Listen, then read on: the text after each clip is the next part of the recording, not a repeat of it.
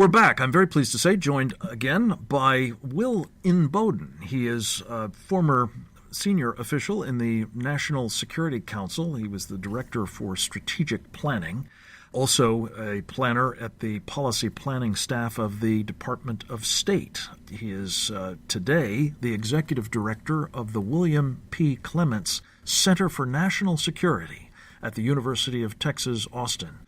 You can also find his writings at foreignpolicy.com, among other places.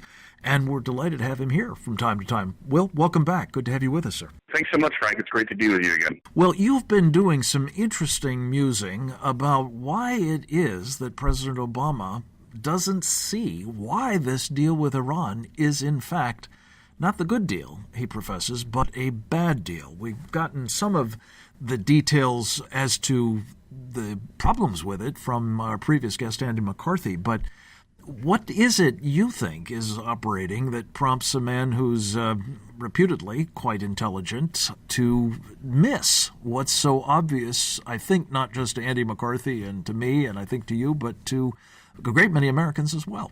Well, it's a great question, Frank, and something I really have puzzled over because, as you and many of our listeners know, it's a terrible deal. So many of the specific provisions are really troubling, and the question is why. And it seems to me there's a number of reasons, and I'm just speculating here, but one is what we call the White House bubble, which is President Obama and his advisors insulate themselves in the White House, don't like to listen to dissenting opinions or critical media voices or other policy experts who are not at the White House raising questions about it. And it becomes this self-reinforcing conversation where they sit around the table in the Situation Room, telling each other why this is a good deal, why they shouldn't even have to listen to the critics. And it becomes, when you cut yourself off from outside information like that, it becomes self-reinforcing. Another big factor, I think, is what I've called a overactive historical imagination, which is this president seems to have a pretty grandiose sense of self and wants to go down in history as a great American statesman. And that's why at times you'll see him comparing himself to Ronald Reagan, which you and I have both talked about before, is a rather absurd comparison. Our guest is Will Inboden. He is a professor at the University of Texas, Austin. He was also the executive director of its Clements Center for National Security. He has served in a number of interesting capacities at high levels of the United States government, and we're very keen to sort of plumb from that vantage point what on earth has brought us to the present pass with Iran. And Will, you were talking a bit about the White House bubble and the sort of narcissism of this president. One of the other points that you made in a recent piece in foreignpolicy.com was the Netanyahu effect. Talk a little bit about how Benjamin Netanyahu's opposition to this deal might be factoring into the president's calculations. Sure. It seems to be this perverse calculation because the White House has such a poisonous relationship with Netanyahu and has spent the last several years demonizing him. They now seem to have this almost reflexive reaction that if Netanyahu is against it, then we're for it. Or if Netanyahu is for it, we're against it. And so the mere fact that Netanyahu has raised some very serious questions and criticisms of the deal almost automatically kicks in this Pavlovian White House reflex that, okay, well then we're gonna take the opposite position, which is a terrible way to conduct diplomacy, especially when considering that Israel is one of our most important allies. Yeah, amen to that. One of the other things that you've identified, which has clearly been at work to this point, and I fear is going to be kicking into overdrive in the days ahead, the 60 days ahead to be precise, Will, is the media enabling of this sort of false narrative about the nature of the deal and what it's going to accomplish. Have you been seeing some of this, kind of fatuous reporting? And it seems even worse than kind of the lionizing of this president before he became president and through much of his previous tenure. It almost seems pathological at the moment. What do you make of it? Yeah, it really is. I mean, if historically the press's role is to provide more, objective accountability to policy makers and be a part of the checks and balances system, in this case, the media has, for the most part, just gotten fully on board as cheerleaders for the Obama administration, and especially for this Iran deal. And I've been stunned at the lack of scrutiny that the deal has been subjected from the media. I mean, any objective observer takes a close look at the deal, starts to see all sorts of very problematic aspects to it, but we're not getting that from the media. Instead, they're playing along with the Obama administration's preferred narrative of being these, world historical figures, concluding this, once in a generation diplomatic agreement, et cetera, et cetera. But we've got the White House press office to spin that kind of stuff. We don't need the New York Times and Washington Post and other media voices going along with it. Yeah, and I know that having spent time in the White House, you're familiar with the adversarial relationship that the press has exhibited in the past under other presidents.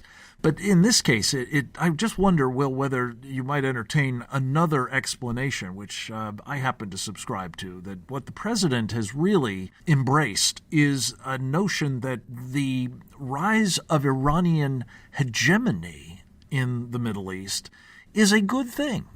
And if that means equipping them with nuclear weapons, at least at some point in the future, if not right away, well, so be it. That it's a kind of, I think of it as the sort of foreign policy parallel to his fundamental transformation of the United States. It's part and parcel of fundamentally transforming the international order that he sees as his ultimate legacy. Is that something that you've given thought to, and is it possible that may be the best explanation of all?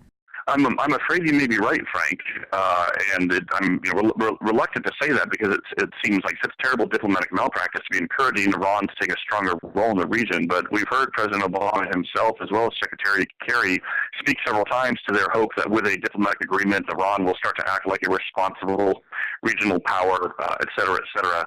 But when you look at Iran's recent current behavior, being the biggest state sponsor of terrorism in the world, killing American forces in Iraq over the last 10 years, supporting the Assad regime in Syria, which has killed over 200,000 of its own citizens at this point, repeatedly threatening the annihilation of Israel. I could go on and on. That's not the behavior of a responsible regional power. And so how and why the White House thinks that with the seductions of this deal that Iran will suddenly transform itself into the Switzerland of the Middle East is just absurd. And yet that seems to be at least part of what's driving this. I'm afraid you're right.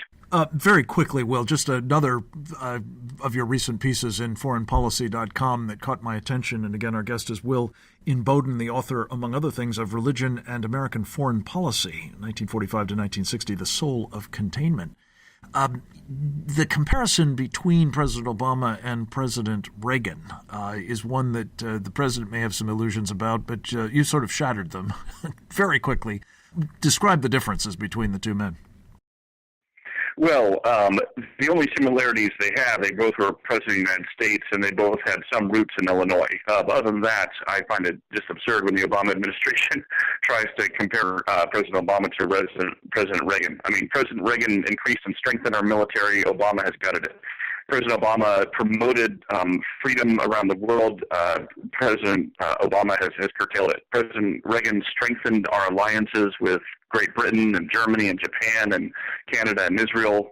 President Reagan left America stronger and more respected and more secure in the world. And especially with this new Iran deal, President Obama is making us less safe, less secure, weaker, and more vulnerable. So across the board, it's a terrible record. It is a terrible record, and I'm afraid we will be living with its consequences for a long time to come, much as we lived with the very positive consequences of the Reagan presidency, in which I was privileged to serve. Will Inboden, thank you very much for your time today, for your historical perspective, as well as that contemporary assessment, which we prize. Keep up the good work at the University of Texas, Austin, and come back to us again very soon. Next up, best-selling author Kevin Freeman, another Texan, will join us, talking about cyber warfare at the New York Stock Exchange and more. Straight ahead.